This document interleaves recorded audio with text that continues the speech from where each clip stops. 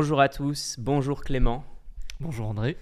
Bienvenue dans ce petit épisode de ce podcast qui se veut de plus en plus improvisé, de plus en plus,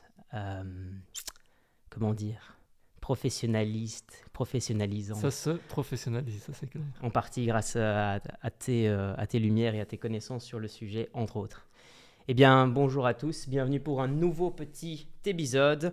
Et aujourd'hui, nous allons discuter un petit peu de tout et n'importe quoi, mais surtout, nous allons avoir un focus particulier sur la philosophie, sur la musique, sur les ponts qui peuvent être faits entre les deux, mais aussi sur tout autre sujet, bien évidemment. Alors, avant toute chose, Clément, qui es-tu ? Déjà, merci Dédé pour cette invitation sur ton podcast. Avec plaisir. Je m'appelle Clément. Je vais avoir 30 ans cette année, comme ça. 30 ans. Au courant, ouais. On se fait vieux. J'ai fait des études de philosophie, avec toi d'ailleurs. Ouais. On a commencé en bac 1 ensemble, et puis on a terminé il y a combien de temps ? Il y a 2 ans l'agrégation. Oui, c'est ça. Il me semble que la promotion en philo, c'était en 2020. En 2020, exactement. Et puis 2021 pour l'agré. Voilà. Je travaille dans le milieu associatif, dans une association qui fait de l'éducation à la citoyenneté, qui s'appelle Jeunes et Citoyens. Et sur le côté, je fais de la musique, soit en donnant des cours de guitare, soit en jouant dans un groupe sur lequel je porte d'ailleurs tout l'uniforme aujourd'hui. Excellent. On va profiter pour faire un petit peu la pub tout à l'heure. Absolument. Mais sois le bienvenu et puis c'est avec grand plaisir. J'avais déjà envie de discuter un petit peu avec toi là-dessus parce que c'est vrai qu'ayant fait le parcours académique ensemble, il y avait un grand nombre de sujets dont j'avais envie de partager avec toi et puis on s'est toujours retrouvé plus ou moins sur certaines idées, pas toujours d'accord sur d'autres, mais la vie c'est exactement ça et puis le but est de continuer à dialoguer et faire vivre la philosophie comme exercice. Exactement. Mais donc voilà. Alors pour commencer, j'aimerais te poser la question. Qu'est-ce que t'ont apporté les études de philosophie ? Dans ma vie ou d'un point de vue, on va dire, personnel ou professionnel ? Alors, ça peut être les deux. Je te laisse liberté totale de réponse, comme tu le souhaites. D'un point de vue personnel, je pense que ça aide pas mal à se remettre en question, ou du moins à réfléchir pourquoi est-ce qu'on fait les choses. D'un point de vue musical surtout, d'avoir cette volonté, d'avoir vraiment un but, vraiment une finalité à ta pratique qui ne doit pas se limiter à de l'instant, mais à plus loin que justement cet instant. C'est justement ce qui est compliqué aujourd'hui quand tu fais un projet musical, parce que là on a sorti un premier EP qui était avec beaucoup de morceaux qui étaient relativement, je trouve personnellement, patchwork, parce que ça n'a pas été pensé dans le sens où on fait un album où on essaye d'enchaîner les choses avec une finalité à chaque fois derrière. Enfin, un truc cohérent du moins. Donc là, non, il faut faire le boulot inverse, c'est-à-dire essayer de rendre cohérent un patchwork. Ce qui se fait, hein, ce qui est possible aussi. Et puis commencer avec un patchwork, c'est bien aussi, ça montre un petit peu tout ce qu'on a envie de faire ou tout ce qu'on peut faire. Il ne faut pas restreindre les possibles à simplement avoir une finalité non plus. Quelque part, ça tourne déjà pas mal. Et félicitations d'ailleurs, hein, c'est grand, c'est cool. C'est et d'un point de vue personnel ailleurs, je trouve que la philosophie, ça t'invite quand même, ça t'encourage à te questionner beaucoup, mais à te faire plein de choses aussi, quelque part. Ça te permet de t'intéresser à un tas de trucs, parce que la philosophie, maintenant, elle est partout. Tout le temps, on entend la philosophie partout, dans les entreprises, dans la vie en manière générale. Tout le monde a sa philosophie de vie, mais ça permet de se questionner sur ce qu'on a envie de faire, sur ce qu'on a envie de lire, sur la manière dont on fait les choses aussi. Oui. Donc ça apporte un tas de choses, et tous ceux qui pourront nous écouter et qui hésiteraient à faire des études de philosophie, on les encourage. On les encourage à le faire. Oui. Déjà, félicitations pour ce travail que tu fais avec ton groupe Manitou. C'est vrai que c'est très chouette de vous entendre et de voir qu'une idée a quand même réussi à être poussée, pour reprendre le concept de finalité justement, à son terme, et qu'elle a accouché de quelque chose de plus grand. Donc c'est toutes mes félicitations et c'est vraiment chouette. Je me pose de temps en temps la question de savoir vis-à-vis de la musique, parce que toi, je joue de la guitare, je joue du piano, mais il est clair que je le fais comme passe-temps et que voilà, c'est pas du tout quelque chose de professionnalisant pour moi, mais je sais qu'avec la pratique, ça pourrait éventuellement le devenir. Et Et moi, j'avais là une question à te poser, c'est est-ce que dans le royaume de la musique, il faut pratiquer, pratiquer, pratiquer, pratiquer jusqu'à en devenir un virtuoso, ou est-ce que c'est quelque chose que tu as ou que tu n'as pas, quoi? Inné ou acquis, finalement. Alors, ça, Dédé, toi qui fais beaucoup de sport, c'est un petit peu la même chose. Tu peux avoir des aptitudes, on va dire, à être un bon musicien ou un bon sportif, Mhm. naturel. Ouais. T'as des gens qui l'ont, t'as des gens qui l'ont pas. Alors, je pense que chacun est différent et puis chacun a sa manière d'envisager les choses, mais évidemment, il y a le travail d'un côté.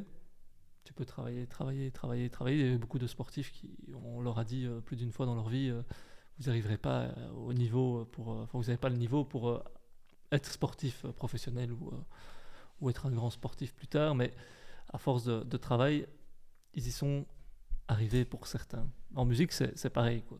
Sauf qu'en musique, au-delà du travail, il n'y a rien à faire. Faut un peu de chance et tu mets quelque chose de très personnel en toi dedans, quoi. Mhm. Donc, tu peux devenir un très grand guitariste en travaillant, mais il y a quand même quelque chose qui reste plus compliqué que dans le sport. Ça, mine de rien, il faut le préciser. C'est que ça reste de l'art, quoi. C'est-à-dire que tu vas toucher quelqu'un par une sensibilité ou pas, quoi. Tu peux avoir des guitaristes qui jouent le feu de Dieu, mais qui n'ont aucun toucher, par exemple. Donc c'est très bien de jouer, je sais pas moi, 1000 notes à la minute, mais si tu joues 1000 notes à la minute et quelqu'un à côté de toi en joue 3, mais il les fait sonner comme un dieu, avec 10 fois moins de technique, ben, c'est lui qui sera le meilleur musicien quelque part que toi, quoi. Ah oui, ok. Donc le travail ne fait pas tout, il y a aussi, je pense, la morphologie, le rapport aussi à l'instrument qui peut jouer beaucoup. Je tendrais à être d'accord avec toi à 99,8% de tout ce que tu as dit. Il y a cependant quelque chose que je me questionne, c'est, alors, dans le sport, peut-être pas tout le sport, mais quand je pense peut-être au gymnase acrobatique ou acrobiste, je ne sais plus quel est le terme, mais qui font des acrobaties quand même assez impressionnantes, tu vois, notamment dans le rayon vraiment de la gymnastique classique. Est-ce qu'il n'y a pas un peu d'art dedans? Parce que Là, il y a de l'art, oui, clairement. oui, puisqu'il y a du mouvement, etc. Maintenant, c'est clair qu'on ne parle pas du même type d'art, ça je te le concède complètement. Et c'est vrai que la musique a sa part de transcendance. Parce que pour en revenir justement à ces gymnastes, ils ont, enfin toi, il n'y a rien à faire. Il y a ton rapport au corps, il y a des choses que tu ne peux pas éviter. Donc il y a des gens qui vont forcément faire de la gymnastique de manière beaucoup plus carrée que ronde, enfin limpide, moins limpide, enfin visuellement parlant, hein. Pour eux ce sera très limpide, mais nous on va le voir peut-être de manière un peu plus carrée. C'est peut-être ça qui va leur amener Mhm. des freins, quoi. Donc c'est un petit peu leur propre toucher, tu vois. Oui. Le propre toucher que tu peux avoir dans les doigts pour un guitariste ou pour un claviériste, ben, eux ce sera leur déplacement, quoi. J'ai justement une question là-dessus, c'est dans la musique, est-ce qu'il faut être carré ou est-ce qu'il faut se laisser aller aussi? Parce que je me pose la question de savoir si par exemple tu es quelqu'un de tendu, tu vois, que je sais que je le suis de temps en temps quand je prends la guitare ou le piano. À la limite, on commence à avoir mal aux doigts ou aux poignets, au point des poignets quand on commence à jouer certaines notes ou qu'on joue depuis un petit peu longtemps. Mais c'est aussi à ce moment-là qu'on commence à toucher certaines harmonies ou certains sons que tu n'avais peut-être pas touché avant, puisque c'est là que la pratique commençait à se fluidifier. Mais en même temps, il y a toujours cette tension entre lâcher prise et continuer à faire les mouvements qui sont de plus en plus compliqués pour maintenir une certaine sonorité, etc., etc. Ouais. Et je me pose la question de savoir si justement celui qui joue bien ou celui qui commence à faire sonner les notes d'une certaine manière, est-ce qu'il doit continuer à être tendu, fruit de son effort, ou est-ce qu'il doit se laisser aller, respirer et se dire que là, il peut lâcher prise quelque part parce que justement, la musique comme art se transcende elle-même, elle transcende l'artiste et tout, et que donc, bah, faut se laisser aller, quoi. Alors moi je vais te poser une petite question justement par rapport à Ok. ça. Toi qui as soulevé de la fonte, quoi. Ouais. T'es un souleveur de fonte. Toi, t'es un bon souleveur de fonte. Pas que, c'est un peu Pas ridicule. que. Admettons, quoi. Quand tu as commencé à faire du bench ou simplement des curls Ouais. ou quelque chose d'autre, tu as commencé avec, je sais pas moi, 10, puis après tu passé à 12, puis tu es passé à 14. Une progression, oui. Voilà, tu as progressé. Mais au bout d'un moment, il n'y a rien à faire, tu coinces, quoi. Et tu peux avoir cette même question dans ta tête. Est-ce que je continue à coincer, et, quitte à faire mal mon mouvement, tu vois, quitte à ne pas ou à faire mal à mon corps tout simplement. Ouais. Est-ce que je continue à le faire ou alors est-ce que je laisse reposer 1 ou 2 jours le temps de récupérer et je les reprends et après ça va passer rapidement parce qu'au final tu es devenu de plus en plus fort parce que tu as atteint on va dire que tu as touché ta limite ce jour-là, Mhm. mais ta limite elle devient de plus en plus lointaine au fur et à mesure que tu te La dépasses limite à est chaque fois. repoussée, quoi. Et ici, à partir du moment où normalement tu as touché cette limite-là quand tu pratiques ton instrument, c'est comme avec les haltères, quoi. Au bout d'un moment, tu as peut-être galéré à soulever simplement, je sais pas moi, 16 kilos. Ouais. Puis après, au bout d'un moment, c'était pas 16 kilos que tu as commencé à galérer. Et là, tu maîtrisais, tu pouvais y aller, tu étais limpide, tu Mhm. étais relâché, tu avais le souffle qui était dedans. Tu pouvais te dire, tiens, je peux même peut-être un petit peu faire l'Arnold Press, là, ou je sais pas quoi, qui est un petit peu Ouais. plus dur, ou des machins comme ça. La guitare, c'est pareil. Tu peux te dire, tiens, là, maintenant, je peux prendre le temps. Une fois Ouais. que j'ai dépassé ce stade de la technique, je peux prendre le temps d'y mettre mes intentions créatrices dedans, enfin du moins mes intentions émotionnelles. Mhm. Et ça, c'est un petit peu comme tout. Tu sais, tu prends Oui, bien quelqu'un qui a aucune technique. Bon, là, j'ai dit tout à l'heure que quelqu'un qui avait moins de technique avec 3 notes, il pouvait jouer mieux à la finale. Enfin, il pouvait être un meilleur musicien que quelqu'un qui en joue 1000. Mais c'est justement parce qu'il met son intention dans ces 3 notes et qu'il est bien placé au bon moment, quoi. Ouais. Je pense que dans le sport, c'est pareil aussi, quoi. Oui, oui. Quelque part. Mais j'adhère, mais je me posais juste la question parce que quand on voit certains musiciens, enfin quasi tous, hein, quand on les voit après 2 heures, 1 heure et demie, 2 heures de performance vraiment hardcore, on les voit quand même, ils sont exténués, donc c'est justement le poids que ça a sur leur physique et tout qu'on aurait tendance à sous-estimer. Enfin, mine de rien, une guitare, je dis pas que ça pèse très lourd, mais sur après 1 heure et demie, 2 heures de la porter ici, même si maintenant on voit qu'ils échangent de guitare par rapport à leur accordage, tout simplement parce qu'ils ont cassé des cordes ou quoi, et donc voilà. Enfin, je veux dire, ils ont quand même un poids qui est sur eux, quoi. Physiquement, c'est endurant, quoi. Ouais. C'est pas à sous-estimer, quoi. Et c'est un poids émotionnel aussi. Ouais, ouais. Par exemple, pour ceux qui jouent des performances live, après un concert, la plupart du temps, t'es vidé, quoi. T'as tout donné, tu dois penser à tout ce que t'as répété. Ouais. Ça se fait en plusieurs phases de travail. Tu vas d'abord jouer chez toi, puis après tu vas jouer avec ton groupe, et puis tu vas te performer sur scène. Et ceux qui réussissent vraiment, c'est ceux qui parviennent à tout mettre en harmonie, que ce soit la performance scénique. Parce que c'est fatigant d'être sur scène, hein. C'est fatigant d'avoir une interaction avec le public, c'est fatigant que ce soit de chanter, de faire de la guitare en même temps, ou simplement de jouer des notes, ou de faire de la batterie ou de la basse. C'est excessivement fatigant de devoir se concentrer et de devoir écouter aussi ce son qui est fatigant. Enfin, parce que sur scène, tu as souvent beaucoup de sons qui t'arrivent dans la gueule. Ouais. Et ça devient vite très, très fatigant. C'est pour ça que des concerts de 2 heures, 2 heures et demie, sans prendre de stupéfiants, ceux qui le font, ils sont des sportifs de haut niveau. D'ailleurs, tu les vois, quand tu vois un Paul McCartney qui est encore sur scène, passer 70 ballets, pareil pour les Stones, tu te dis. Et CDC aussi, par moment, AC/DC dans la aussi. soixantaine, c'est vrai qu'ils ont. Ouais, tu regardes, eux, ne fût-ce que physiquement, ce qu'ils font sur scène, c'est hyper impressionnant, quoi. Ils bougent dans tous les sens. Ouais. Surtout avec leur âge déjà. Ouais, Donc, surtout avec leur âge. Ça veut dire qu'ils ont quand même une endurance qu'ils ont justement acquis, comme tu as dit, Voilà. cette idée de repousser les limites constantes À toute épreuve. à toute épreuve. Question peut-être un petit peu plus costaud, mais je me dois de la poser à quelqu'un qui peut-être serait en mesure de répondre. Est-ce que la musique est porteuse de vérité? Certainement. Tu sais, il y a... Je pense que c'est Sans pour autant trop rationaliser. C'est déjà Schopenhauer qui dit ça. Il y a une phrase de lui qui dit, je pense que c'est écouter de la musique ou pratiquer de la musique, je ne sais plus précisément, c'est quelque part faire de la métaphysique sans s'en rendre compte. Donc ça atteint déjà une forme de philosophie et de quête de la vérité d'en faire. Il y a quelque chose qui transcende un petit peu l'être humain dans la musique, parce que si on regarde un petit peu l'histoire de la musique en tant que telle, elle a toujours accompagné l'être humain, que ce soit par des chants, par du rythme aussi à un moment donné, par de la danse qui était rythmée, chantée et frappée. Donc il y a une vérité dans le sens que elle transcende. Elle transcende ne fût-ce que l'humanité, mais elle permet aussi toucher chaque individu dans différentes parties du monde. Et il y a même une vérité que les musicologues connaissent, c'est qu'on se rend compte qu'il y a des peuples qui ne se sont jamais fréquentés, où il y a des résidus de musique qui sont identiques, mais vraiment identiques, des constructions de gamme. Par exemple, il y a des gammes pentatoniques asiatiques qu'on va retrouver en Europe, alors qu'il n'y a aucun intérêt à retrouver ce genre de gamme chez nous, enfin, ou là-bas. Et on sait que les peuples ne se sont pas croisés. Il n'y a aucune possibilité à ces époques-là qu'ils se soient, enfin, qu'ils aient pu se croiser. Maintenant, on n'est pas à l'abri d'une petite évasion, mais Oui, oui. c'est vraiment des constructions qui sont culturelles, quoi. Donc on est plutôt dans de l'anthropologie, je pense, enfin, c'est de l'anthropologie de la musique, dans de l'ethnomusicologie. Et du coup, ils ont vraiment des constructions de leur gamme qui sont justifiées et probables, mais chacun d'un côté différent, et on se retrouve avec les mêmes notes, quoi. Donc il y a déjà une vérité dans la musique qui date d'avant les Grecs, je pense, Oui. et d'avant la conceptualisation de celle-ci, de vouloir les noter et d'établir des degrés ou des intervalles de notes, quoi. Ouais.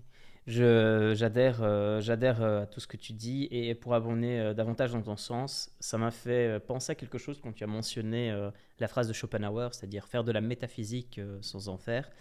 Je me pose justement la question de savoir si justement rien qu'en transcendant déjà la dimension physique, parce que la musique c'est la production d'un phénomène physique, c'est-à-dire de la propagation d'un son ou de plusieurs sons, si on veut vraiment rationaliser la chose, c'est ça le phénomène physique comme tel, c'est ça.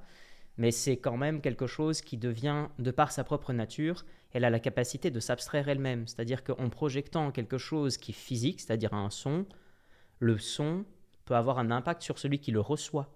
Il a aussi un impact sur celui qui le produit, puisque le musicien, il sait comment les faire, puisqu'il a appris, que ce soit de manière autodidacte ou que ce soit tout simplement de par son apprentissage codifié avec les notes, etc. Mais ce qui est sûr, c'est que c'est quelque chose qui, dans sa propre nature et dans son propre accomplissement, pour revenir à la notion de but dont tu parlais tantôt, euh, elle s'auto-transcende, j'ai l'impression. Elle s'auto-transcende, mais c'est quelque chose de très circulaire. Ouais. Si tu regardes, ça c'était André Manoukian, jazzman français très connu. J'avais écouté un podcast de lui et il disait quelque chose de très intéressant. Je n'avais jamais perçu la chose de cette manière-là. C'est concernant la musique blues. Donc la musique blues, on connaît un peu l'histoire de comment sa naissance. On a ces Afro-Américains qui sont opprimés. Il y a un petit rapport avec les Indiens d'Amérique aussi. On va éviter d'en parler ici parce que je ne suis déjà pas connaisseur donc, dans la chose. Donc voilà, donc on a ces Afro-Américains qui sont opprimés. Et alors ils commencent à faire leur musique. Mais leur musique, elle a pour but d'être une sorte de catharsis à leurs problèmes. Donc elle va sortir d'eux. Mais après, elle va revenir à l'intérieur d'eux-mêmes en s'écoutant, enfin en l'entendant, pour essayer de leur rendre un petit peu de joie, quoi. Donc c'est vraiment quelque chose de très très triste qui revient pour être reçu de manière à devenir, à sentir mieux, quoi, parce que ça reste, on est quand même avec la plupart du temps avec les blue notes, il y a quelque chose entre le triste et le gai, du coup c'est un petit peu ça le principe de la note bleue de la musique blues. Et donc du coup il y a vraiment un mouvement circulaire, quoi. Elle sort pour revenir et faire du bien, quoi. Elle sort, donc c'est le mal qui sort et qui revient transformé pour se transformer en bien, quoi. C'est comme si je reprends ton image circulaire et si je devais mettre deux mots dessus, on pourrait compléter en disant que la musique est intégrée par celui qui elle intègre celui qui joue parce que lui-même doit détenir la musique pour pouvoir la faire sortir de lui. Et puis elle est intégrée par le spectateur qui la reçoit. Et puis elle retourne également à nouveau à celui qui la performe, donc l'auteur ou le compositeur, puisqu'elle doit être continue pour avoir des séquences et que le son continue dans sa production, quoi. Voilà. Maintenant, à savoir que il y a entre l'intention créatrice et la perception on va dire de l'auditeur, il y a quand même un gros gap, quoi. Oui. La fameuse distance. Une fameuse distance, quoi. Moi, jamais je pense que quand tu fais de la musique, c'est difficile de se projeter dans ce que l'auditeur va pouvoir en faire, quoi. C'est pour ça que c'est aussi difficile à savoir ce que quelqu'un pourrait avoir envie d'écouter. Ouais. Moi, par exemple, ici, quand on a sorti l'EP, pour la petite anecdote, on a une chanson qui s'appelle Poprico, qu'on ne devait pas enregistrer, mais on avait le temps de le faire, donc on s'est dit on va la faire, et on n'avait pas sélectionné cette chanson-là pour la mettre à la base sur notre EP. C'est notre chanson qui était la mieux reçue, quoi, par les auditeurs, celle qui a le mieux marché. Donc c'est assez étonnant. Et moi, j'avais pas misé du tout sur celle-là, ni même sur celle où on a fait le premier clip, alors que tous ceux du groupe misaient vraiment sur Liquid Sun. moi j'avais misé sur la toute première de l'EP, mais vraisemblablement c'est pas celle qui a mieux marché, mais c'est celle qui me plaisait le mieux quand on l'a enregistrée, quand on l'a fait, quoi. C'est un peu cette idée selon laquelle, allez, ce n'est pas forcément parce que tu avais envie de la faire ou de ne pas la faire qu'elle n'aura peut-être pas l'effet Voilà. désiré ou pour le coup inverse. D'ailleurs, il y a plusieurs artistes hein, qui disent, quand ils sortent un hit, bah tiens, ou un album, j'aurais jamais imaginé que c'est cette chanson-là, Qui primerait, quoi. particulièrement, qui serait ressortie. Bah, comme quoi chacun s'approprie les choses Mhm. à sa manière, et commencer par les artistes qui s'approprient leurs propres œuvres, parce qu'elles ont certainement un attrait physiologique, c'est un besoin de les faire. Mais pour ceux qui les reçoivent, c'est tout autre, toute Ouais. chose. Hein. Oui, oui. Je me posais une question et après on pliera le dossier rationalisation de la musique. C'est, voilà, la musique, elle fait partie de nous, c'est une structure même de l'homme, je dirais. Elle soigne aussi. Elle Même. soigne, elle a un effet thérapeutique. Euh, Est-ce que toi qui as quand même une approche, tu as à la fois les deux approches, c'est-à-dire celle du praticien, mais aussi celle de quelqu'un qui a quand même étudié un petit peu et qui a des notions de musicologie. Est-ce qu'à un moment, la musique ne doit pas juste être musique, c'est-à-dire, est-ce qu'elle ne doit pas juste être jouée? Parce que j'ai entendu une fois dans un documentaire, je ne sais plus exactement dire lequel, mais c'était un musicologue qui disait, un peu contre l'école de pensée traditionnelle, que codifier la musique c'est bien, avoir une structure, des partitions, c'est très bien pour les livres, c'est très bien pour l'histoire, c'est très bien pour les archives, mais quand on demande à quelqu'un ce qu'est une note, est-ce que la meilleure manière de dire ce qu'est une note n'est-elle pas de jouer la note dans n'importe quel instrument et donc de concrétiser l'acte de création musicale, l'acte musical en lui-même? Bah, c'est clairement. Et donc, C'est un art qui est la musique, c'est un art de performance avant d'être autre chose. Quoi. C'est un petit peu comme le théâtre. Hein. À l'inverse de la peinture ou du cinéma, où tu es plutôt dans des arts ancrés. Enfin, la littérature, la peinture, c'est vraiment dans des arts qui doivent être écrits, dessinés. Pour être pensé, la musique, c'est vraiment dans la performance qu'elle trouve sa pleine conscience et sa pleine portée. j'avais envie de conclure cette partie-là, à moins que tu aies encore des choses à dire Bah, sur la musique. d'ailleurs, juste pour revenir là-dessus, Je t'en prie, je t'en prie. il y a quand même beaucoup de philosophes qui ont parlé de musique. Hein. J'allais justement parler d'un philosophe que j'aime particulièrement, qui est Emmanuel Kant, qui disait, pas que lui, hein, mais qui disait une journée sans écouter de la musique serait une erreur. Voilà, t'as Nietzsche qui va T'as te dire Nietzsche plus ou moins, qui avec va le dire, cas Wagner, qui en voilà, parle énormément. qui te dira pareil. Mais par contre, tu vois, si tu lis Sartre, bon, Sartre, il n'a pas vraiment parlé de musique énormément, mais pour le tout peu qu'il en ait parlé, Oui, oui.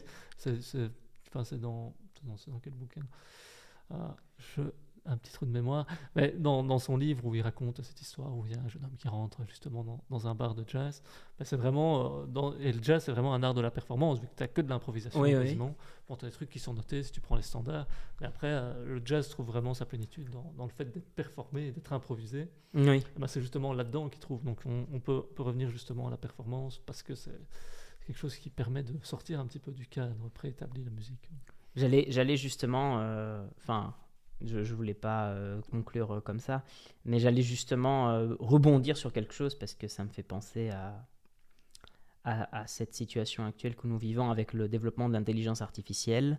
Est-ce que dans 10 ans, 15 ans, lorsque l'intelligence artificielle sera bien plus au point, est-ce qu'on aura encore besoin d'artistes musicaux, vu qu'on peut mettre déjà énormément de gammes musicales dans les ordinateurs, les studios, etc. Quand on voit parfois la facilité avec laquelle certains performeurs plus qu'artistes ont déjà l'apport des machines et l'apport de l'artificiel dans leur talent, et que justement il y a une performance qui ne dépend plus de leur talent mais qui dépend juste de la technique, de la technique ici au sens techné, c'est-à-dire de l'instrument, de l'outil.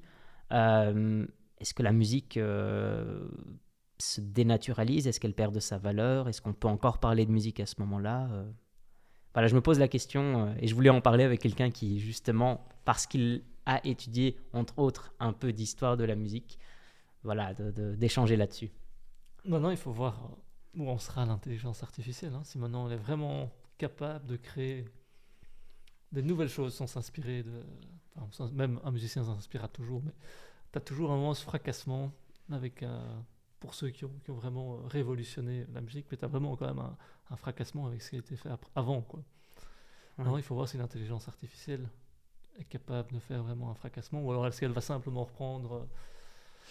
on sait qu'il y a un BPM, par exemple, qui fait toujours danser les gens, je crois que c'est niveau de 128. Sur 28, ouais, apparemment, ou notre... 128, ouais. voilà. Est-ce qu'il va s'amuser? Du coup, tu lui fais sors-moi un hit pour l'été, ça sera d'office en 128 BPM, mesure très simple, en 4/4, parce que les gens préfèrent ça vraisemblablement, parce que c'est très simple. La mesure populaire, pour ceux qui ne le Voilà. savent pas. Avec des accords magiques, c'est-à-dire, on va dire, du 1/4/5, ou je sais pas moi, voilà, dans une suite d'accords comme ça.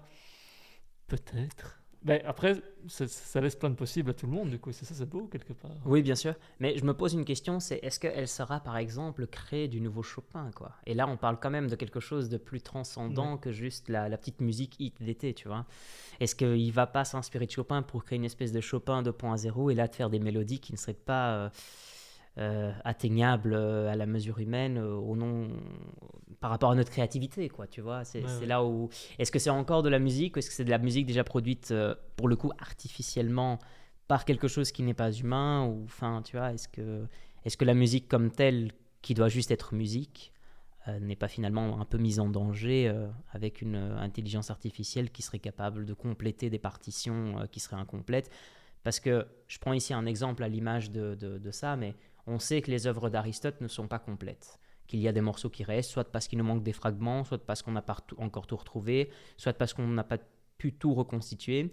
Et ces petits fragments, certes, ne sont peut-être pas hyper conséquents pour l'aboutissement de sa pensée, qui, elle, pour la plupart, est déjà connue, aboutie et extrêmement étudiée, même s'il y a toujours quelque chose à dire ou à redire.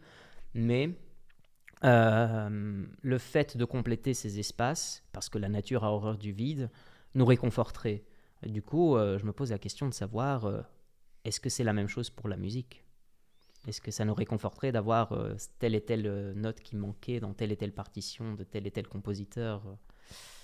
Ça peut peut-être aider les spécialistes de ce genre. Mais moi, je ne connais pas de... Enfin, à part sur les vieilles musiques religieuses. Ouais. J'avais fait un travail là-dessus pour un cours de musico dans ma commune, où on devait un petit peu se renseigner, mais on avait toujours des partitions incomplètes, beaucoup de choses incomplètes. Mais peut-être que pour les gens qui souhaitent encore écouter ça leur fera fort plaisir. Il y en a beaucoup d'ailleurs, je pense. Uh-huh. Mais concernant la musique actuelle, je trouve que ça risque d'être compliqué. Enfin, pas compliqué. Hein. On peut laisser, au final, on peut laisser venir l'intelligence artificielle et voir comment ça va être reçu, quoi. Mm-hmm. Maintenant, c'est quand même mieux de se dire, bah, tiens, je vais quand même aller voir quelqu'un de réel en concert ou d'écouter quelqu'un de réel, quoi. Mais, ne pas oublier le contact humain. Ne pas oublier surtout ce contact humain. C'est avant tout dans la sociabilisation et dans les rapports humains que la musique a trouvé ses premières sources. Donc autant laisser aux hommes ce genre de choses. Je crois que l'intelligence artificielle, elle peut combler tellement de choses, tellement de métiers peut-être insensés aujourd'hui, qu'elle s'occupe d'abord de ça et pour laisser peut-être plus de temps à l'homme pour faire de la musique. Oui. Et stimuler sa Et créativité. stimuler sa créativité, enfin que ce soit de la musique ou quelconque art qui pourrait l'élever vers les idées. Qu'est-ce que tu avais parlé tantôt de la musique comme art du soin, comme quelque chose qui pouvait soigner. Elle a déjà eu cet effet sur moi, par exemple, un jour où tu te sens pas très bien, mais j'irais même au-delà, un jour ou même sur le temps moyen, voire le temps long, tu n'es peut-être pas très bien et tu te dis que procéder à un art créatif comme la musique, même si tu sais peut-être pas forcément jouer ou si tu as envie de te pencher un petit peu plus que ce soit dans l'apprentissage d'un instrument, tout simplement percer de nouvelles connaissances, qu'est-ce que pour le coup, toi, la musique t'apporte? À moi, qu'est-ce qu'elle m'apporte? Oui. Je sais pas. Parce qu'on va pas se le cacher. Il y a des faut questions pas que ce soit... sans réponse. Hein. Oui, je sais, mais on va pas se le cacher. Tu es quand même quelqu'un qui pratique la guitare et que tu joues quand même très bien. Enfin, on va pas Je joue souvent, ouais. Tous les jours quasiment. Mais disons que j'ai besoin de penser musique au moins tous les jours. Maintenant, je vais pas te dire que c'est parce que c'est mon truc. j'aime ça, quoi. Mais Ça, c'est même un besoin physiologique. Enfin, je parlais de physiologie tout à l'heure, c'est un petit peu, pour certaines personnes, leur besoin physiologique, ça peut être d'aller courir, de faire 1 heure de sport par jour. Pour moi, c'est de toucher ma guitare, ou du moins de penser à mon projet musical. Voilà. Maintenant, comment l'expliquer? Ça, t'as fait quelque chose, je crois que c'est dans ta construction depuis que t'es petit, hein. ouais. Ma grand-mère a une anecdote comme quoi elle me passait, quand j'allais passer beaucoup de temps chez elle parce que ma mère travaillait, enfin mes parents travaillaient la journée. Et ma grand-mère avait un magasin, du coup moi j'étais dans l'arrière-boutique, c'était un petit magasin de chaussures, voilà pour la petite anecdote. Et là j'étais dans l'arrière-boutique quand je devais avoir, je sais pas moi, 1 ou 2 ans. Et vraisemblablement elle me passait en boucle un concert de Vienne de 1991. Et j'adorais vraisemblablement ça, et c'est peut-être ça qui m'a donné ce besoin après de commencer le piano, parce que je peux d'abord commencer le piano, puis après de me diriger comme tout adolescent vers la guitare, un peu de batterie et tout autre instrument qui me tombait entre les mains et qui était facile d'accès à l'époque. Mais voilà, c'est un besoin, je crois, de partager. Enfin, peut-être même pas de partager, parce que ça c'est encore plus compliqué, mais d'en faire, quoi, tu vois, Le partage serait plus une voilà, conséquence d'extérioriser, quoi. Ouais. Le partage est plus dans le groupe, tu vois, le fait Mhm. d'être en groupe. Sinon, moi, si on devait m'écouter, on n'aurait pas encore enregistré, hein. D'ailleurs, je les remercie grandement s'ils écoutent ce podcast, d'avoir permis de franchir cette étape Ouais. de l'enregistrement et de la prestation scénique, parce que au final, je me complais très bien à être derrière mon ordinateur, tout seul avec ma guitare, à composer mes petits trucs. Ouais. Ça pourrait rester au placard. J'ai pas cette ambition de la gloire ni rien. Ouais. Tant que je fais de la musique qui me convient personnellement, tant que je parviens à mettre en idée ce que j'ai envie de. Enfin, pas à mettre en musique ce que j'ai comme idée, Ouais. c'est ce qui me complaît, quoi. Mais c'est très chouette que tu le conçois ainsi. Et là, tu viens quand même de dire ce qu'elle t'apporte finalement, puisque tu as dit Ouais, juste à l'instant qu'il y avait peut-être des questions qui n'avaient pas de réponse, mais sur ce coup-là, exactement. c'est extrêmement touchant. Est-ce que, pour conclure cette petite séquence juste sur la musique, est-ce que tu aurais un conseil pour des petits jeunes qui hésitent à commencer ou qui... Parce qu'aujourd'hui, on vit quand même dans une période assez curieuse dans laquelle tout n'a jamais été aussi... Tout n'a jamais été aussi facilement accessible en termes d'information, en termes d'apprentissage, en termes d'éducation, en termes de accès à des choses, des biens, des objets ou des acquis.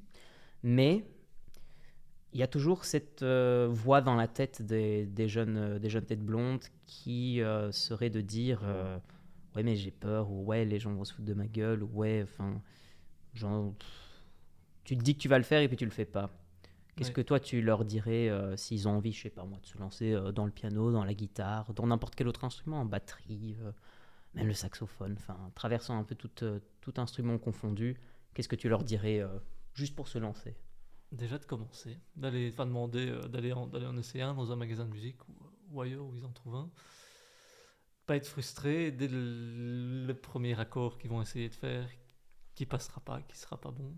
Parce que c'est aussi du travail personnel, hein, de se rendre compte non seulement quand tu commences la musique, tu touches une finitude, ta propre finitude. Enfin, après, c'est dans n'importe quel sport, hein. Tu peux te dire, lui, il joue bien au tennis, j'ai envie de me mettre au tennis parce que j'ai vu Federer à la téloche. Évidemment que c'est pas en 10 minutes que tu vas jouer comme Federer, quoi. Ouais. Ou même les arts martiaux, hein, Voilà. pensons au Jiu-Jitsu maintenant qui est très à la mode, c'est plus ou moins Voilà. le même rapport. Donc, tu commences, tu t'essayes, tu perds pas espoir et tu te mets surtout à des objectifs réalisables, quoi, atteignables. Ça, c'est dans tout, je crois. Ça, c'est vraiment. Et après, une fois que tu as cette base pratique, cette base fonctionnelle de l'instrument, bah là, je crois que tu peux commencer à devenir à mettre l'artistique dedans. Oui, Enfin, ce que tu as envie de mettre artistique. Mais il faut d'abord une base fonctionnelle. oui. Commencer et y aller, ne Et pas y trop se aller, poser trop de pas se questions non poser de plus. questions, jouer avec des petits morceaux qu'on a envie de jouer, hein, je sais pas moi, il y a plein de trucs qui passent à la radio qui sont facilement faisables Mhm. à la musique. Il y a quand même beaucoup de musique populaire actuellement, enfin du moins ce qu'on entend sur les radios, Ouais. c'est de moins en moins compliqué, hein, on va pas se Ouais. leurrer. Donc c'est de plus en plus simple à jouer à la guitare, donc que les jeunes s'y mettent. Et justement, on a besoin de musiciens, hein, Ouais. aujourd'hui. C'est chouette. Merci beaucoup pour tes apports dans ce domaine. Euh, J'aurais envie de faire une petite transition, si ça te va. Vas-y, Dédé. Un petit peu plus philosophie, un petit peu plus anthropologie, un petit peu plus questions sur ce qui se passe à l'heure actuelle, sans pour autant rentrer dans des dimensions politiques, parce que c'est pas du tout le but. Quel est ton ressenti sur ce qui se passe à l'heure actuelle en 2023 dans le monde à l'heure actuelle? C'est quoi si je devais te demander je sais pas moi, de dire quel est l'état de fait des choses, qu'est-ce que toi tu dirais? On va pas dire que le monde va mieux qu'hier, ni même qu'il va plus mal au final, parce qu'on n'est pas dans une continuité déjà tracée depuis des millénaires. Je ne sais pas. Je vais t'avouer que ça fait un petit temps que je n'ai plus lu les nouvelles, ni même regardé ce qui se passe. Bon, évidemment, les grands événements, style Oui, le bien sûr. couronnement de Ouais, Charles, vite fait quoi, mais ça ok. pareil, La mais guerre en Ukraine qui est toujours là, ok aussi. ouais, Euh, la crise écologique, ça on sait pas passer à côté. bien sûr. Mais ouais, je trouve que on est quand même, enfin, le monde, je trouve c'est quand même de plus en plus compliqué de pouvoir déjà avoir des informations cohérentes, Mhm. claires. Si t'as pas le journal, enfin, si tu regardes pas le journal à la télé ou si t'achètes pas le journal, ben, tu peux quand même te questionner en permanence sur ce que tu vois passer sur Internet ou sur les réseaux sociaux, Ouais. ce qui au final prend énormément de temps, hein. Il y a Aller une... vérifier des informations, ça prend énormément de temps. Mais on se rend compte aussi que quelque part, le monde est géré sur ces réseaux sociaux, quelque part, Oui, quoi. il s'auto-alimente sur Il ça quoi. s'auto-alimente. Si tu regardes en Belgique, on a l'impression qu'on n'est plus dans du débat. Enfin, même si on peut même pas dire que nos politiques savent réellement débattre, Ouais, parce qu'ils sont plutôt dans du combat d'idées un petit peu malsain. Mais totalement on va d'accord. dire ces combats d'idées ou ces débats se font principalement sur Twitter ou sur d'autres réseaux. Mhm. Dans les parlements aussi, évidemment, hein, mais beaucoup de choses se font sur les réseaux sociaux afin de toucher l'opinion publique. Il y a une phrase, je suis en train de penser à une phrase de Denzel Washington qui avait dit à un moment quelque chose de très intéressant. Il disait, donc la formulation est en anglais, c'était, là je me souviens plus, donc je vais la traduire, mais pas à la lettre. C'était si tu lis beaucoup de choses, tu es mal informé, et si tu lis les mauvaises choses, tu es misinformed, tu es pris dans la mauvaise direction de l'information, c'est-à-dire que tu te fais manipuler. Ouais. Donc être trop exposé aussi pose un problème. Donc la sélection ici, c'est la clé, quoi. Moi, Donc je dirais. peut-être racheter des journaux style Courrier International qui sont relativement normalement sains dans leurs articles, Mhm. ou écouter le journal. Bon, après le journal, Ouais, pourquoi pas, mais j'ai pas le temps. ouais, Donc, ouais. Et tout ça demande du temps, évidemment. Ça demande du ouais. temps, en fait, d'être informé sur ce qui se passe dans le monde. Bon, j'en ai pas énormément pour le moment, donc je me dédonne un Pareil. petit peu de ça. Mais, ouais, comment va le monde? Moi, mon monde va bien, Ouais. donc c'est déjà Et c'est ça. très bien.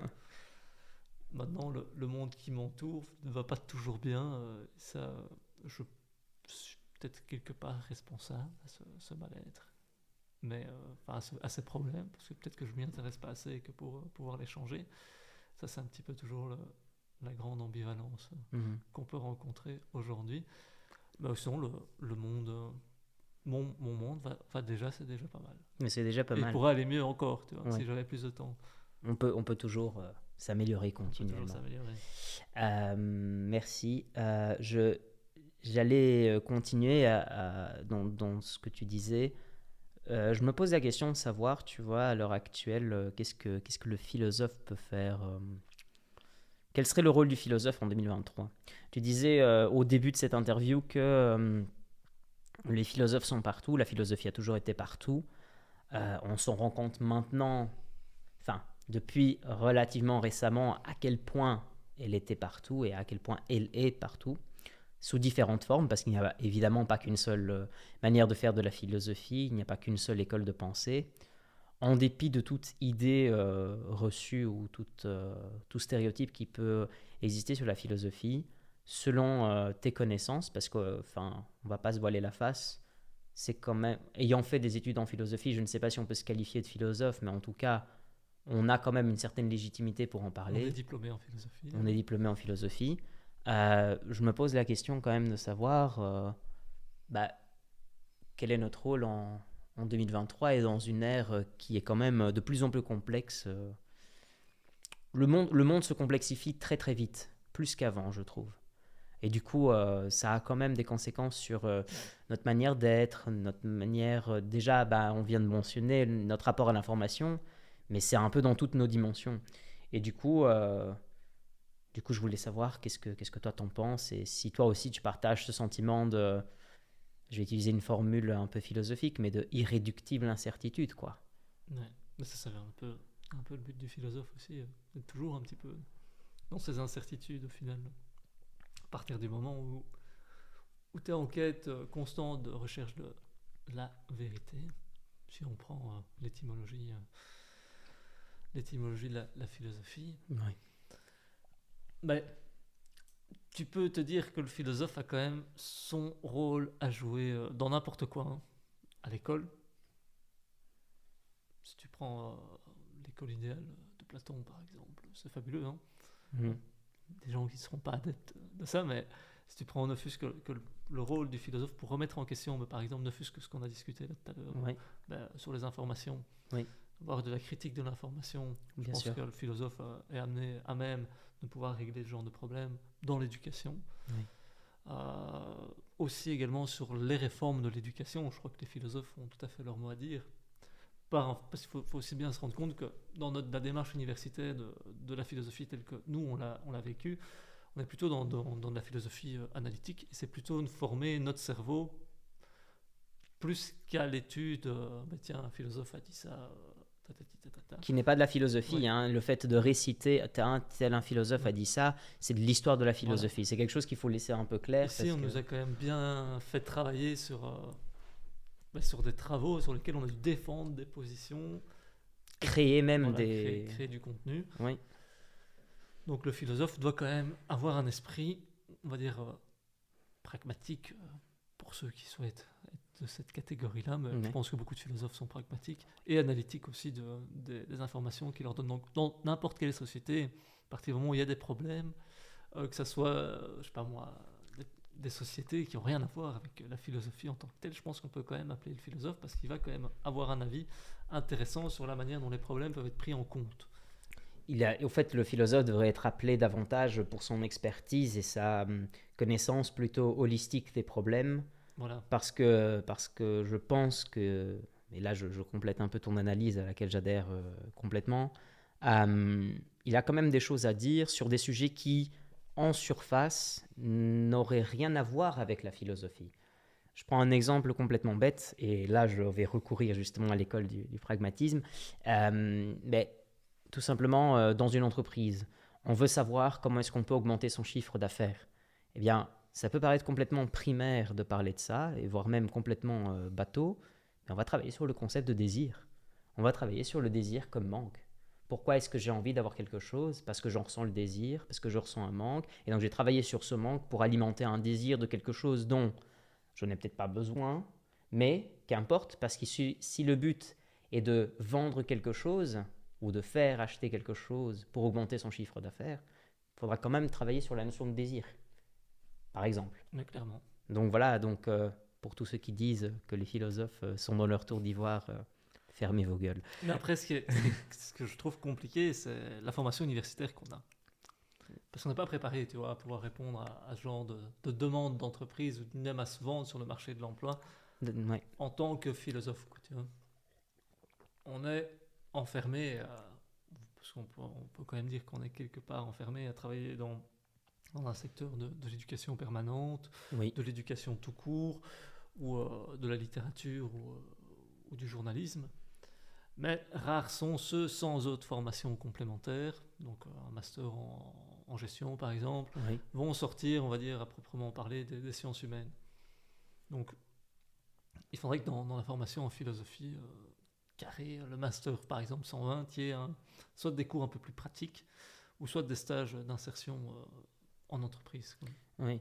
Et encore, le domaine pratique par excellence, c'est celui de l'éthique biomédicale, qui est certes très chouette pour l'avoir fait moi-même, mais en termes de débouchés à proprement parler, enfin, il faut être honnête, rares sont les centres, à moins qu'ils ne soient avant-gardistes dans leur philosophie de vie, justement, ou dans leur démarche sur le marché, rares sont les centres, en tout cas en Europe, qui recourent à ce genre de procédé ou qui requiert l'expertise du philosophe comme tel, parce que on a toujours cette image du philosophe comme étant enfermé avec des bouquins dans son bureau, dans sa tour d'ivoire, entouré des concepts et des idées, alors C'est qu'au ça, fait, ces pour le concepts, loisir. voilà, c'est ça, ou pour le loisir, ce qui me fait toujours rire, euh, sous prétexte que les concepts n'auraient pas d'incidence ou d'impact sur le réel, alors que le réel est formé de concepts et les concepts renvoient directement au réel. Donc à un moment, faut se décider sur ce qu'on veut, quoi. Exactement. Voilà. C'était juste pour savoir un petit peu ce que toi tu pensais là-dessus. Bon, je pense qu'il y a un manque là, dans la formation en philosophie, mais on a déjà eu cette conversation. Je pense aussi, oui. Euh, qu'est-ce qui, est-ce qu'il y a des craintes que tu as vis-à-vis du monde actuel Est-ce que tu crains, comme beaucoup, comme certains philosophes, pas beaucoup, je corrige ce que je dis, certains philosophes parlaient beaucoup de collapsologie et de fin des temps, voilà. Et aujourd'hui, avec le problème de l'écologie, on a tendance peut-être à, comment dire, à surdiaboliser la situation ou à surexagérer certains types de situations. Et moi, je me pose la question si, comme dans toute chose, il ne faudrait pas mieux mesurer, mieux mesurer les risques. Soyons clairs, je ne remets aucunement en cause le problème écologique qui, lui, est connu et a été nié par un grand nombre d'acteurs, même avant, hein. Mais, et qu'il est peut-être par certains, hein, très certainement, je ne sais pas, mais je pense quand même que oui. Du coup, je me pose la question de savoir si la meilleure manière de se battre contre ces grands problèmes, dont notamment l'écologie, ne serait pas aussi d'être plus mesuré dans cette approche. Quel est En ton... tant que, donc mesuré en tant que personne ou on va dire plutôt du dessus. Dans les deux cas, et surtout dans les actions qui doivent être mises en place, tu vois. Est-ce que d'un coup, le fait de couper certaines choses ou de restreindre certaines choses, est-ce qu'il ne faudrait pas aller vers quelque chose d'un petit peu plus progressif pour que ça se mette en place petit peu à petit peu, de manière à changer les mentalités, sans pour autant l'imposer? Parce que je me Ouais. pose la question de savoir si, est-ce qu'en faisant peur aux gens directement, aux individus, on ne finit pas par créer encore plus de peur en disant non, non, là maintenant il faut arrêter, il faut faire ci, il faut faire ça, il faut faire ci, il faut faire ça. Est-ce que ça ne doit pas être quelque chose d'un petit peu plus continu et justement quelque chose qui doit être changé en termes d'habitude? Parce que c'est la même chose avec par exemple, le sport ou autre chose. C'est, si tu veux, le sport, c'est pas juste tu t'y mets et d'un coup tu vas devenir musclé ou plus performant ou tu vas courir plus vite. C'est quelque chose qui se construit de par des habitudes de vie et d'une hygiène de vie progressive. Donc je me pose la question de savoir si pour l'écologie, c'est pas la même chose, quoi. Mais Qui est une ici, menace ouais, voilà, du 21e siècle, quoi, dont tout le monde en ici parle. on va pas, enfin on va pas se. En fait, le gros souci c'est que ça fait depuis les années au moins 70 qu'on parle vraiment déjà de ces problèmes écologiques. Et C'est ça que je le dis. on a l'impression qu'on a découvert réellement ces problèmes lors des élections 2018, quoi. Donc 2018-2019, plutôt 2019. Ouais. Du moins en Belgique, hein. Donc, tu vois, ça c'est déjà compliqué parce que là, tu as 50 ans qui se sont écoulés, c'est 50 ans d'inaction. Pas d'inaction, il y a eu des petites actions, on va pas mentir non plus. Oui. Mais ça a été quand même 50 années un petit peu gâchées Oui. qui ont entériné, en fait, justement, ce dont tu parles. Quand on parle de transition écologique, on parle vraiment une transition. Une transition, ça se fait en étapes, ça se fait progressivement. Sauf que, ici, enfin, si je connais quand même un petit peu, là, par rapport à la question de tout à l'heure, ça va faire un petit peu.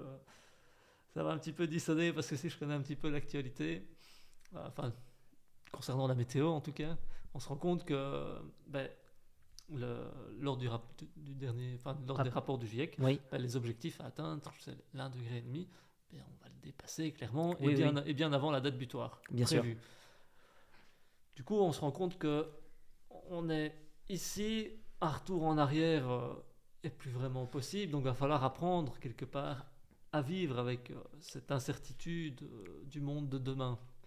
Mais pour pouvoir encore avoir cet objectif que le monde sera incertain, il va falloir quand même agir maintenant. Oui, Parce que sinon, que le monde soit incertain, c'est incertain déjà de 1, mais incertain dans le sens où il pourrait encore y avoir un monde d'ici, enfin du moins de la vie sur Terre d'ici 1000 ans, ça reste très incertain. Et on est plus dans l'incertain que dans le oui, on aura encore, quoi. oui, oui. Donc il faut pouvoir quand même viser non plus ce oui.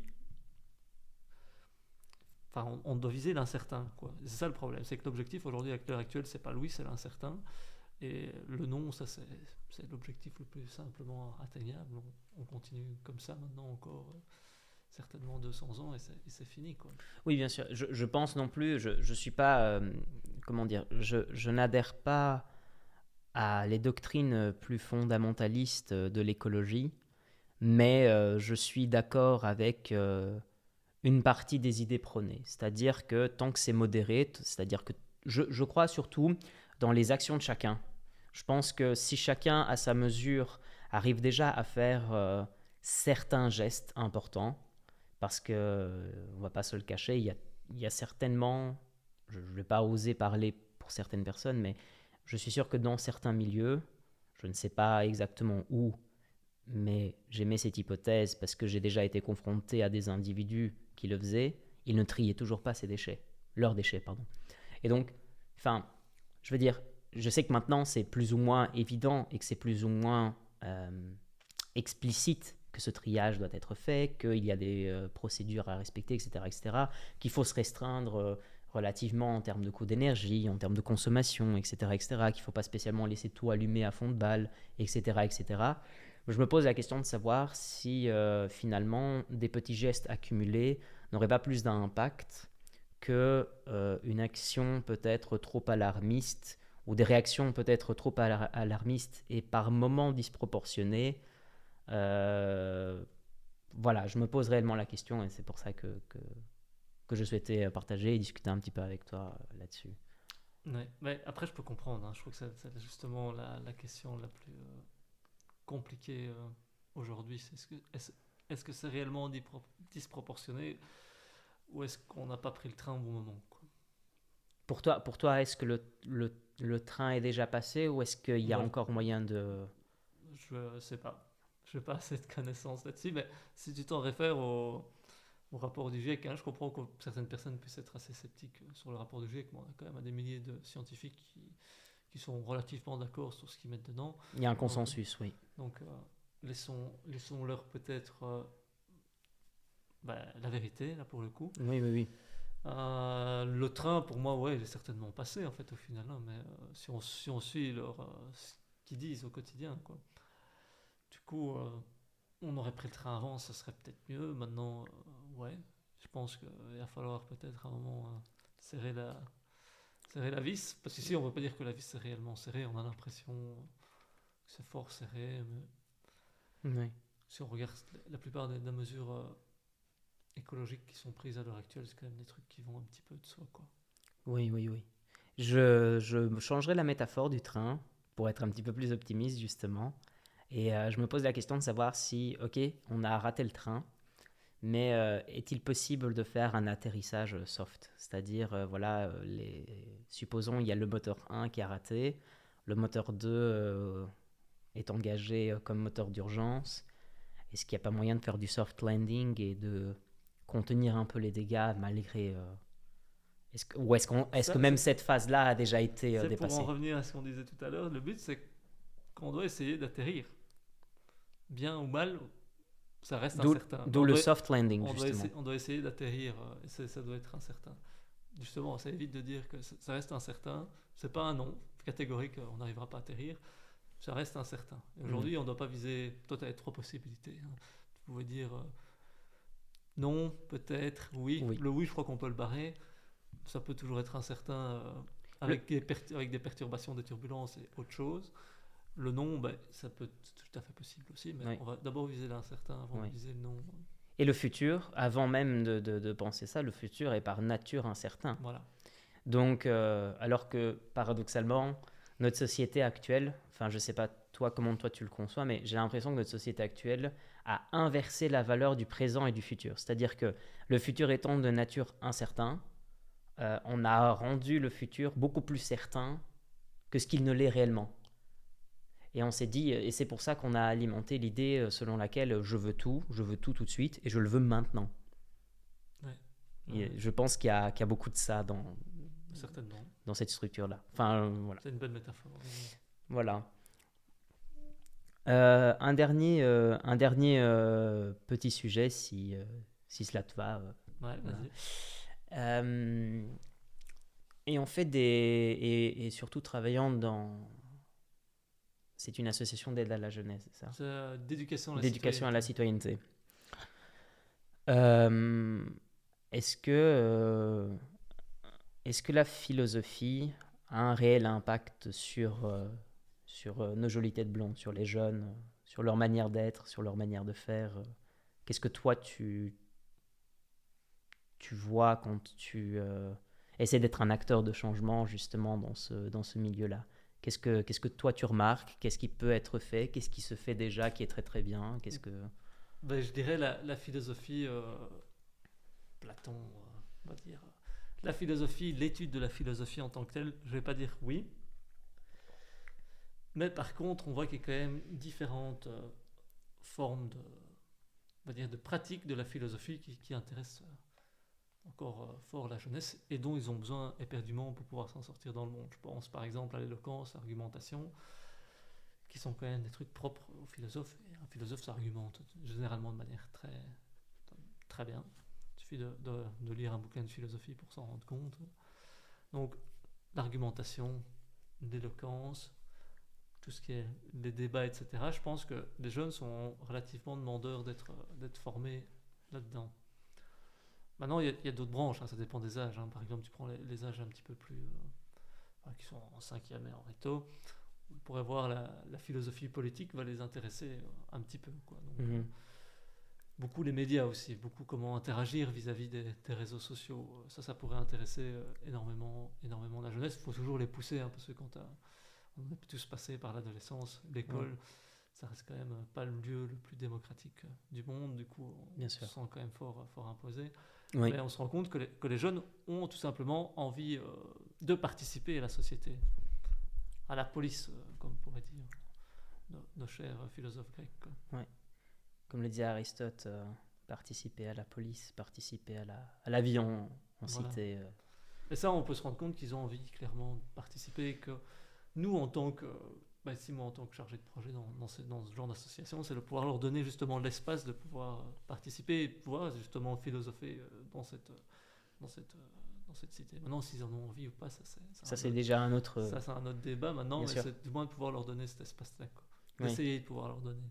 Parce que ça reste très compliqué. Toi qui as été prof de CPC, tu as pu les faire participer en classe, mais tu peux aussi te poser ce genre de mêmes questions.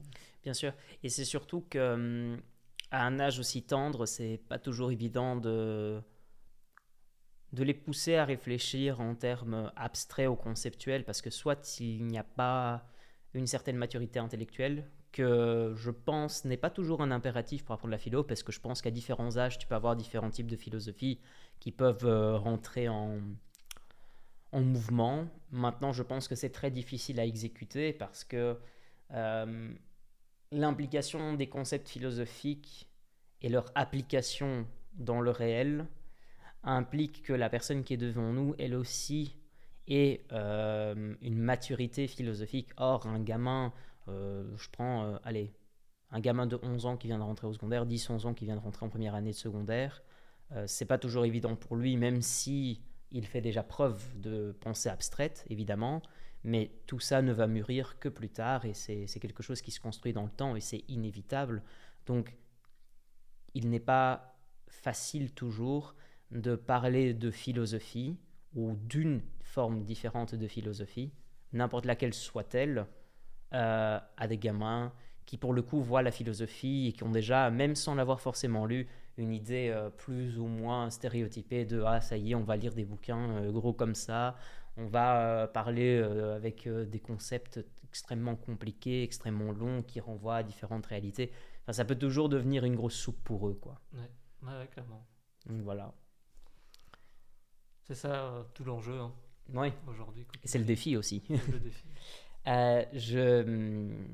J'aime bien terminer, avant de terminer cet épisode, inverser un petit peu les rôles. Et du coup, ici, c'est toi qui as le droit de me poser une question comme tu le souhaites, comme bon te semble. Et, euh, et je dois y répondre. Donc voilà, l'espace est pour toi. Alors, je vais te poser une question, Dédé. Il faut que je réfléchisse. Hein. Pas de souci.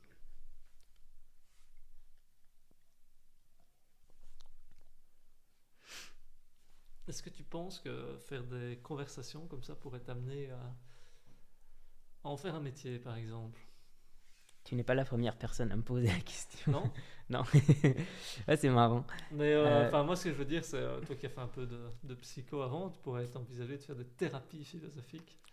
des thérapies philosophiques. Voilà, c'est derrière ça. Hein. Je disais pas de professionnaliser Oui, bien sûr, bien en tant sûr. que podcasteur, mais plutôt en tant que thérapeute, philosophe. Oui. Alors, je sais pas si c'est la même question qui a été posée. Non, non, non, c'est pas vraiment la question qui a été posée, mais c'est marrant que tu aies posé avec différents termes parce que finalement, ça renvoie encore à une autre réalité. Moi, j'ai commencé au fait ce projet par un incroyable accident et je l'ai surtout commencé après avoir été voir Jordan Peterson, qui est donc un grand professeur universitaire canadien. Donc à l'heure actuelle, il fait des conférences et tout, mais c'est quelqu'un qui est psychologue de formation. Mais c'est quelqu'un qui, au fur et à mesure des années, s'est intéressé de plus en plus au réel, à la politique. Et à l'heure actuelle, il s'intéresse beaucoup à la philosophie et à comment est-ce que finalement on peut mettre notre vie en ordre et comment est-ce qu'on peut avancer dans notre vie. Je suis pas du tout partisan du développement personnel, si je peux me permettre l'injonction. Je pense que c'est quelque chose qui est peut-être bon dans ses intentions, mais très mauvais dans son exécution. Je pense que ce que je vais faire par après, outre ces conversations avec, entre autres, toi, c'est des petites analyses de certains ouvrages, des extraits sur des livres de philosophie, euh, pour toucher un peu tout le monde, en fait, pour montrer en quoi la philosophie a des implications vraiment pratiques dans la vie de tous les jours, au fait, et que à l'heure actuelle, l'idée même de se dire que l'on pourrait se passer de philosophie, pour le coup, est obsolète, parce que on a besoin de la philosophie. Je dis pas que le monde est philosophie, mais on a besoin de la philosophie comme euh, guide quelque part. C'est-à-dire que quand on se pose des questions et que l'on va agir dans le monde, que ce soit dès le moment où on se lève le matin jusqu'au moment où on se couche, on prend des décisions, on a des obligations, on a des priorités, on a des devoirs, on a des choses qu'on n'a peut-être pas envie de faire, des choses que l'on doit faire. Et donc cette constante confrontation, ce constant frottement que l'on a en nous, euh, qui entre autres passe par nos obligations sociales, professionnelles et autres, fait qu'au fait on a besoin de recourir à la philosophie pour s'orienter, quoi. Et donc si on n'a pas de philosophie ou on n'a pas une philosophie claire en nous et pour nous, bah, je pense qu'on ne sait pas s'en sortir au fait. Ouais. Donc je ne suis pas en train de dire prenez la pilule philosophie, vous serez sauvé, pas du tout. Je suis juste en train de dire découvrez celle que vous avez en vous, parce que en dépit du fait qu'il y ait des acquis en philosophie, parce qu'il y en a, il y a aussi autant de philosophie que de personnes dans ce monde. Donc il faut juste que chacun trouve celle qui lui convient le plus. Et encore une fois, nulle question de prôner le développement personnel, nulle question de prôner une quelconque forme de publicité facile qui soit ou quelconque psychologie de comptoir qui ne marcherait pas.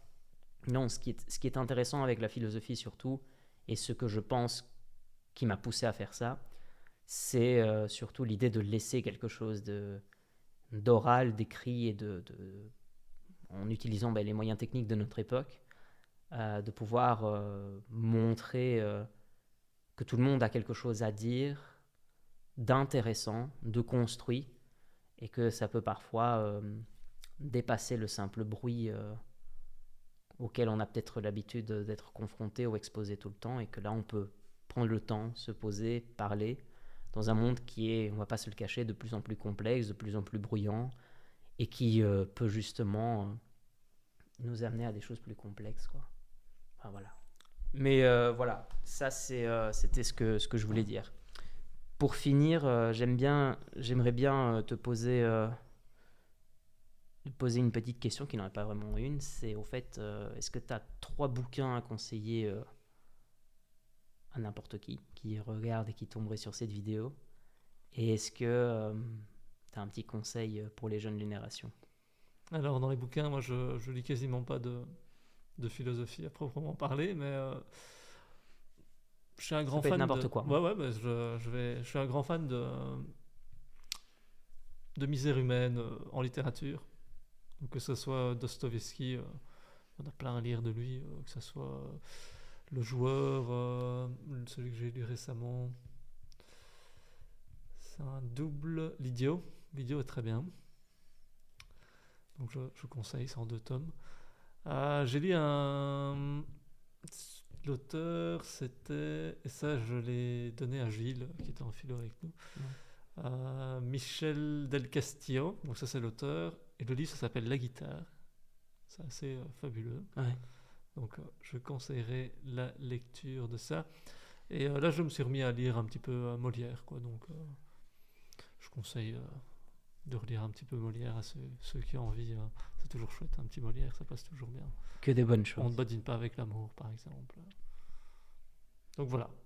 Et Ok. alors, un petit conseil aux futures générations, faites ce que vous avez envie de faire et attendez pas d'avoir 25 ans avant de le faire. Faites-le dès que vous voulez. Si vous voulez faire de la musique, faites de la musique. Si vous voulez aller courir, allez courir. Si vous voulez faire des films, faites des films. Hein. Donc voilà. Celui qui n'ose rien n'aura rien, quoi. Exactement. Merci infiniment, Andy. Merci Dédé. Voilà. C'est Et à plus. bientôt. Bien, à bientôt. Merci.